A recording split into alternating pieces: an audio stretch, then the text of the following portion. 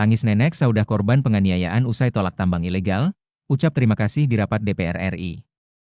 Nenek Saudah, 68, yang menjadi korban penganiayaan tidak kuasa menahan tangis saat rapat dengar pendapat, RDP, bersama Komisi 13 DPR RI. Senin, 2 Februari 2026, Saudah menjadi korban penganiayaan di Pasaman, Sumatera Barat, Sumbar, karena menolak aktivitas penambangan emas tanpa izin di atas lahan miliknya. Peristiwa tersebut terjadi pada 1 Januari 2026 lalu. Saudah pun mengalami luka di kepala, bibir, dan mata. Kasus Saudah ini lantas menjadi sorotan publik. Kini polisi telah menetapkan satu tersangka berinisial IZ yang melakukan penganiayaan. Saudah merasa bersyukur karena banyak yang peduli dengannya atas kejadian ini. Adapun para hadirin yang datang ke RDP itu diantaranya ada Komnas Perempuan, Komnas HAM, dan Lembaga Perlindungan Saksi dan Korban, LPSK. Saya sebagai korban yang bernama Saudah, berterima kasih atas kepedulian kalian sama. Gak ada kusangka begini, ungkap Saudah, Senin, dikutip dari YouTube Kompas TV. Atas kejadian ini sampai aku ke sini, mendengar semua yang Ibu katakan, Bapak katakan, saya berterima kasih sebanyak-banyaknya, terima kasih kalian semua yang menyayangi aku. Sambungnya, dari perwakilan pihak keluarga juga menyampaikan apresiasi kepada semua pihak yang telah membantu. Komisi 13 DPR RI menegaskan bahwa kasus ini harus menjadi peringatan keras agar kekerasan serupa tidak terjadi lagi di masa depan.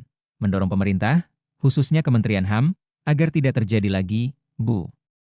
Saudah ibu saudah lain, ucap anggota Komisi 13 DPR RI, Arisal Aziz. Dalam kasus ini, LPSK pun melakukan koordinasi dan pendalaman informasi dengan Polres Pasaman terkait penanganan perkara. Wakil Ketua LPSK, Wawan Fahrudin menyampaikan bahwa berdasarkan koordinasi dengan penyidik Polres Pasaman, perkara penganiayaan terhadap Saudah dikenakan Pasal 466 Ayat 1 dan 2 Undang-Undang Nomor 1 Tahun 2023 tentang Kitab Undang-Undang Hukum Pidana, KUHP.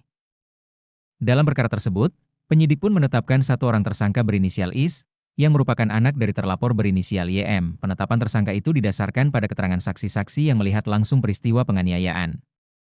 Berdasarkan keterangan saksi-saksi di lokasi dan pengakuan tersangka, peristiwa tersebut merupakan tindak pidana penganiayaan. Saksi-saksi menyatakan sejumlah nama yang sebelumnya dilaporkan tidak berada di lokasi saat kejadian, kata Wawan. Wawan juga mengatakan bahwa berkas perkara kasus penganiayaan terhadap Saudah telah dilengkapi oleh penyidik dan saat ini memasuki tahap I. Dalam rapat tersebut, Wawan juga menyampaikan kronologi kejadian versi korban dan polisi.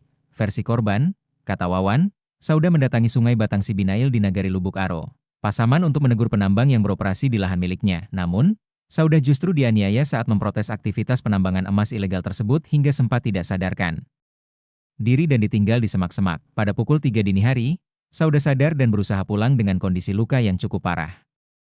Kemudian pemohon kembali pingsan di depan rumahnya, sebelum akhirnya ditemukan keluarga dalam keadaan babak belur. Ini versi dari korban, kata Wawan. Sementara versi aparat penegak hukum, kata Wawan, awalnya tersangka berinisial IS diberitahu oleh operator bahwa Saudah datang ke lahan yang ditambang. Kemudian IS mendatangi Saudah ke tepi sungai dan melemparinya dengan batu. Korban kemudian berjalan ke arah hulu sungai.